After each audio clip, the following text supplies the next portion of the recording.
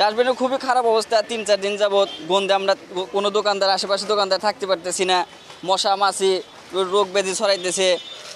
এটা তাড়াতাড়ি নিষ্কাশন করা দরকার, সবার জন্যই উপকার হবে। পৌরসভার কোনো লোকজন আসতেছে না, পরিষ্কার পরিচ্ছন্ন কর্মীরা কেউ আসতেছে না। আসলে তো এটা পৌরসভা আমাদের মানে ময়লা আবর্জনা পরিষ্কার একটা আমার নিত্য দিনের হলো কি এই কার্যক্রম তো বেশ কিছুদিন হলো বন্ধ পাচ্ছি। জানি না এরকমভাবে চললে তো আরও রাস্তার ভিতরে এসে যে আমার চলাচলা অসুবিধা হবে, মানুষের দুর্ভোগ বাড়বে।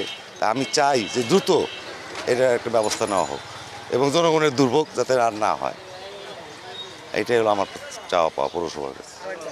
পুরো শহরেই বিভিন্ন জায়গায় ডাস্টবিনের ময়লা টলা পড়ে আছে।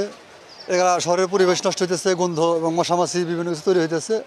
তো আমরা চাই দ্রুত এর একটা সমাধান তাড়াতাড়ি করে।